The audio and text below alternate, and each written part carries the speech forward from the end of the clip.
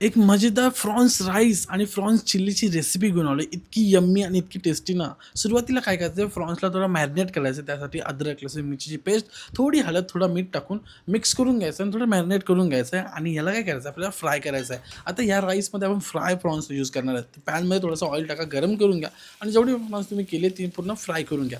मजेदार अशी फ्राय करा.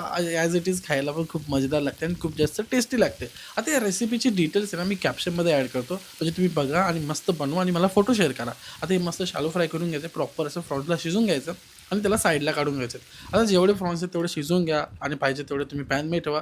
आपल्याला काय करायचं आहे माहिती आहे का, याच पॅनमध्ये थोडा राईस टाकायचा आहे आणि राईसला पूर्ण मिक्स करून घ्यायचा. हा बासमती राईस आहे, ज्याला बॉईल करून घेतला होता. तर मी थोडं मीठ, थोडेसे टाकते स्प्रिंग ऑनियन्स आणि हे सगळं टाकून थोडंसं व्हाईट पेपर टाकलं आहे, मिक्स करून घेतो आणि थोडं आता याच्यामध्ये आपल्याला सॉसेस टाकायचं आहे. रेड चिली सॉस, डार्क सोया सॉस, थोडंसं विनेगर, हे सगळं टाकून एक शेजवान चटणी अर्धा चमच टाकू शकता असेल तुमच्याकडे तर. नाहीतर हे मिक्स करून घ्या. राईस आपला तयार झालेला आहे. हा राईस आपण सर्व्ह करणार चिल्लीसोबत. आता चिल्ली बनवायचा एकदम सिंपल रेसिपी.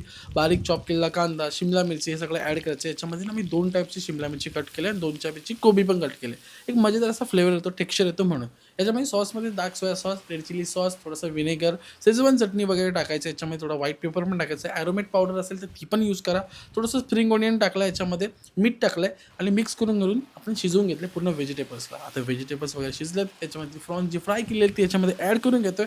मिक्स केल्यानंतर सर्व्ह करतोय. इतकी मजेदार ही प्रॉन्स चिली तुम्हाला आणि त्यासोबत हा राईस इतका टेस्टी लागतो ना, एकदा नक्की ट्राय करून बघा. डिटेल्स मी कॅप्शनमध्ये ॲड करतो. मस्त प्रॉपर असं बनवा आणि एन्जॉय करा ही रेसिपी. काय का आता श्रावण संपल्यात, गणपती विसर्जन झालं, तर लवकरात लवकर खा, बनवा आणि मला फोटोज शेअर करा. नाहीतर काय होईल, लेट होऊन जाईल. परत नवरात्री येते आणि नवरात्रीमध्ये परत उपवास चालू होतील. मग गडबड, सगळी गडबडच होऊन जाईल.